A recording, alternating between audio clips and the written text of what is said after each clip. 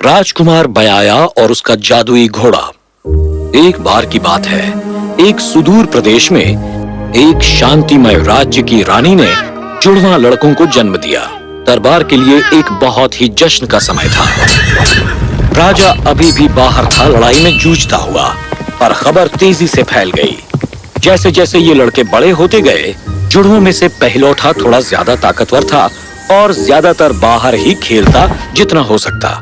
दूसरी ओर उसका भाई घर के अंदर ही खेलना पसंद करता था, हमेशा अपनी माँ का पल्लू पकड़कर, और तभी बाहर जाता जब रानी के साथ वो बाग में जाता।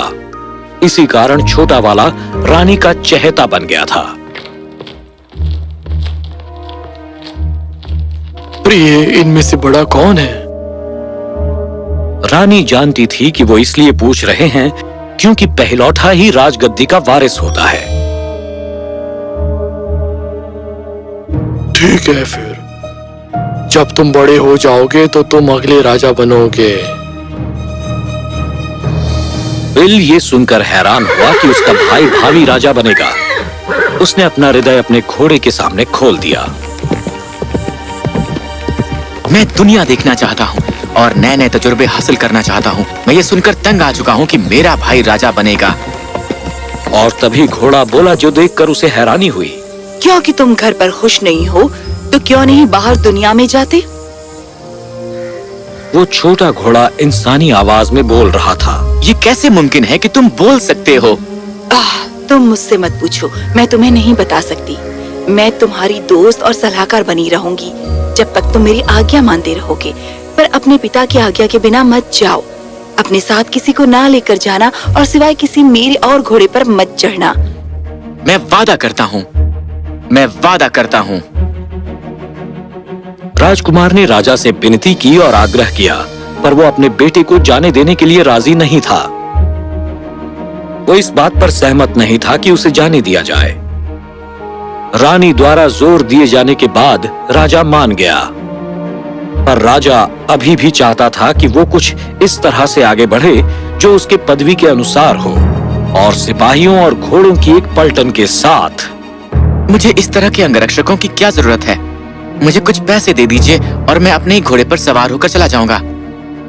फिर से राजकुमार को बहस करनी पड़ी, विनती करनी पड़ी, और अंत में जाकर वो ये सब पाने में सफल हुए जो उन्हें चाहिए था। कृपया 1 साल के भीतर ही वापस आने का वादा करो या अपने पते ठिकाने की खबर भेजते रहना। मैं यही करूंगा। माँ, सबको अलविदा। नन्हा घोड़ा एक आश्चर्यजनक रफ्तार से रवाना हो गया, जैसे वो एक अनुभवी घोड़ा हो। पर ये कोई साधारण घोड़ा नहीं था। उस पर उम्र का कोई प्रभाव नहीं था। उसकी चमड़ी मुलायम थी, उसकी टांगे मजबूत थी। चाहे उसने कितनी भी दूर की यात्रा की हो, वो हमेशा तरोताजा और फुर्तीला रहता था। चलो उस शहर में चलते हैं। हम जाएंगे।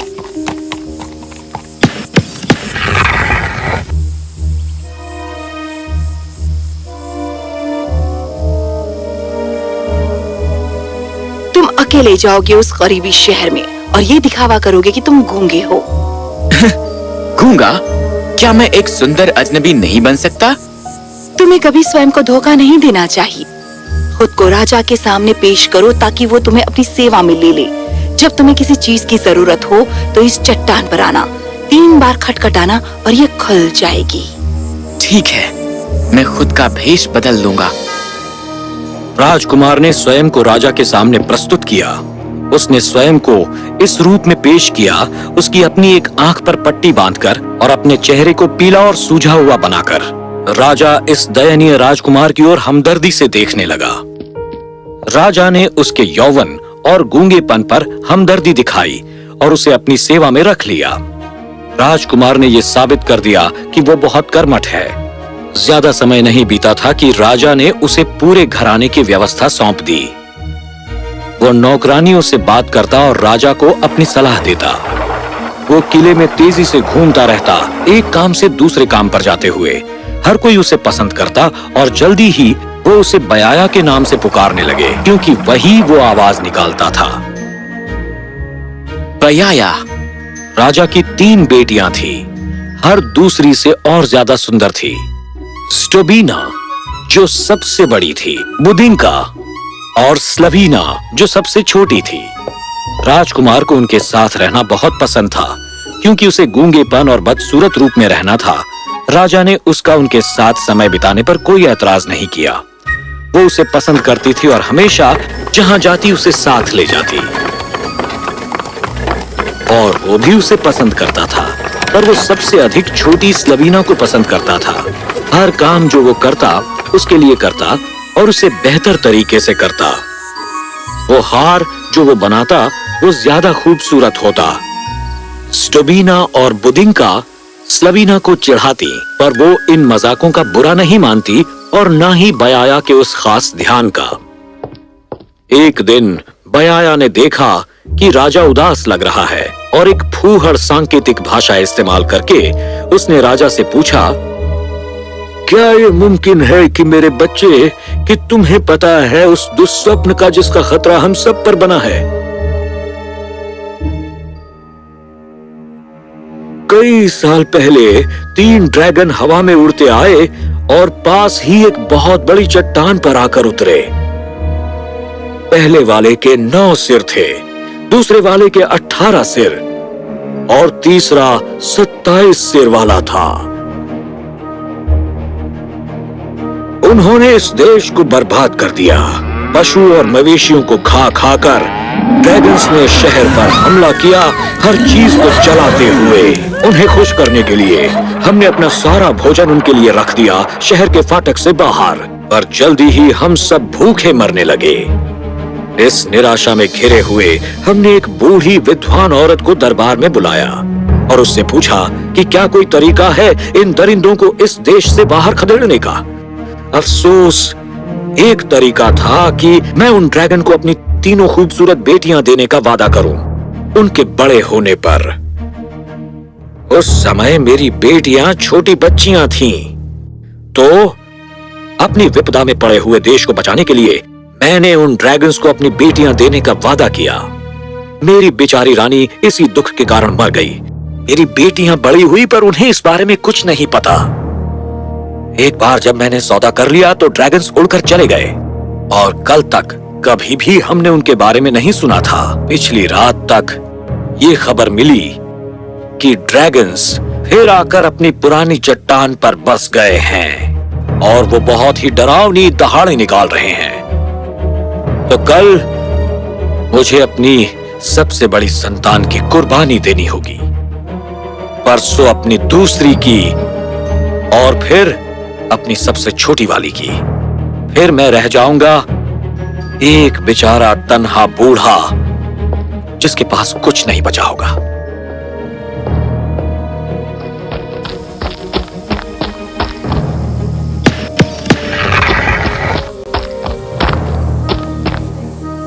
बयाया ने ड्रैगन और राजा की बेटियों की कहानी सुनाई। मुझे पता है, इसीलिए कि तुम राजकुमारियों को बचा सको मैं तुम्हें यहाँ लाई थी। मुझे समझ में नहीं आ रहा। ये तुम्हारे भाग्य में है। कल सुबह तुम वापस आना और मैं तुम्हें बताऊंगी कि क्या करना चाहिए। ओह, धन्यवाद नन्हे घोड़े। बयाया इतनी खुशी से भर गया था कि उसे अपना चेहरा छुपाना पड़ा कि कहीं उसका भेद न खुल जाए।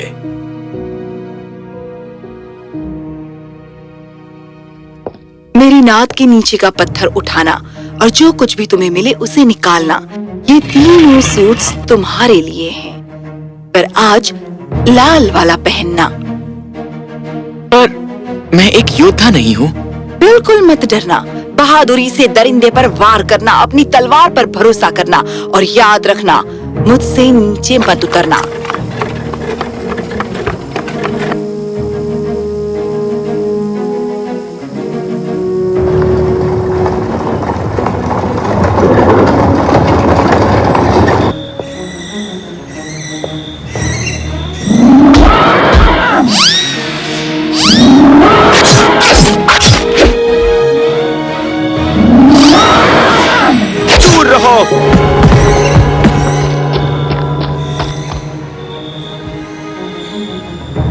ओहो, हमें पिताजी के पास जाना चाहिए इसी वक्त, उन्हें इस बात की जानकारी देने के लिए।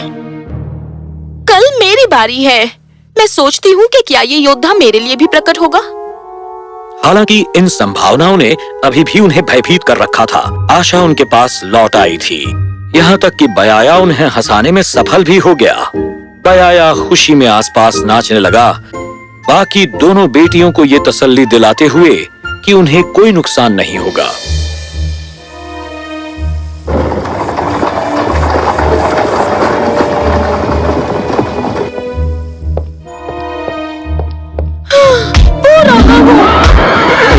बयाया फिर से प्रकट हुआ उस अजनबी योद्धा के रूप में, इस बार सफेद पंख लगाकर, और उसने 18 सिरों वाले ड्रैगन पर धावा बोल दिया और अपनी शूरवीरता के कारनामों से उसे चलता कर दिया। एक और लड़ाई और बयाया के लिए एक और आसान और हैरत अंगेज जीत। तुम बहुत पिछड़ी रही कि तुमने इस बहादुर योद्धा से बात नहीं की। कल अगर वो मुझे छुड़ाता है तो मैं उसके आगे घुटने टेक दूंगी, और तब तक नहीं मानूंगी जब तक वो मेरे साथ महल में आने की हामी नहीं भरता। क्या बात है बयाया? हाँ, कल हम सब मिलकर इस रहस्यमय योद्धा से मिलने जाएंगे।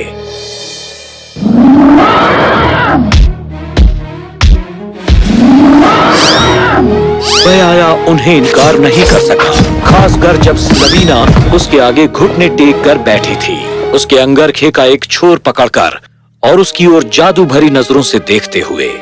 उसका दिल पिघल गया और वो कुछ भी करने को तैयार था जो वो मांगती। तुमने ऐसा क्यों किया?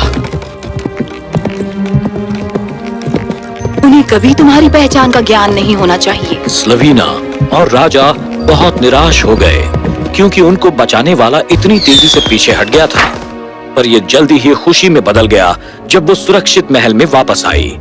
इसके कुछ ही समय बाद एक बहुत शक्तिशाली राजा ने युद्ध की घोषणा की। राजा ने एक न्योता भेजा कि वो राज्य के सभी सरदारों को इकट्ठा करे। बहुत से बहादुर सरदार राजा के सामने खड़े थे।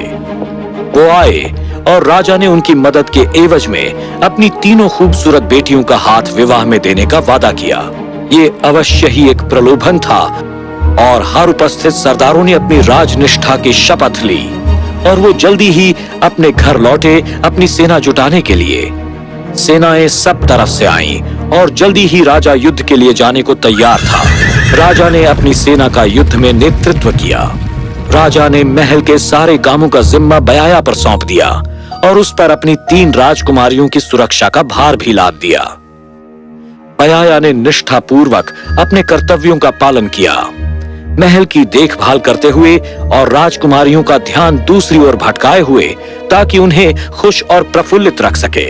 एक दिन उसने बीमार होने की शिकायत की, पर बजाय डॉक्टर की सलाह लेने के उसने कहा कि वो खेतों में जाएगा औषधि वाली जड़ी बूटी को खोजने। राजकुमारियां उसकी सनक पर हंसी पर उसे जाने दिया। नन्हे घोड़े ने जरा भी समय नहीं गवाया। राजा की सेनाएं कमजोर पड़ गईं और कल उनके भाग्य का फैसला होगा। अपना सफेद सूट पहनो, अपनी तलवार लो और चलो हम कूच करें।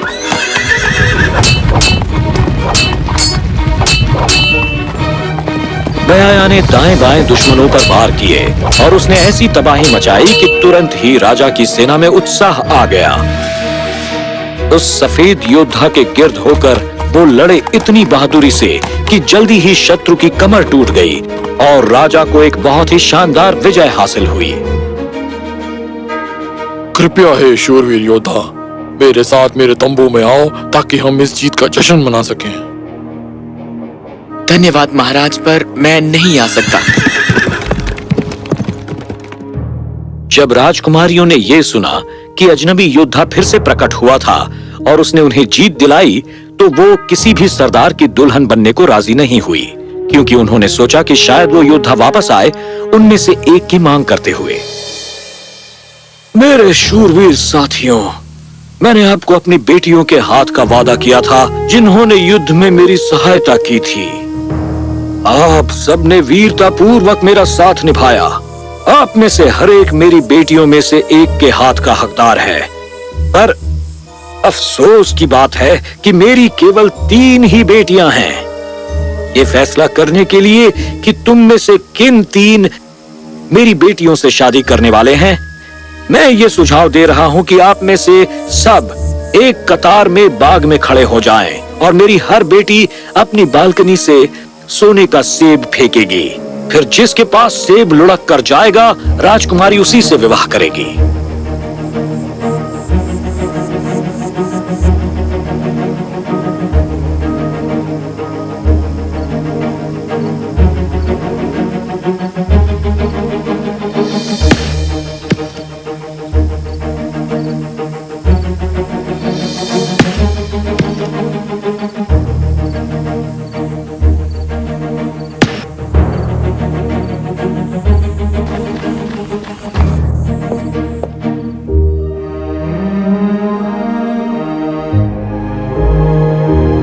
उस रात एक बहुत बड़ी दावत दी गई, पर स्लवीना अपने कमरे में ही रही। मेहमानों के सामने आने से उसने इनकार कर दिया। नन्हे घोड़े ने अंतिम बार अपने मालिक को लिया। जब वो महल में पहुंचे तो बयाया उतरा। उसने अपने वफादार घोड़े को, दोस्त को चुंबन किया और उसे अलविदा कहा।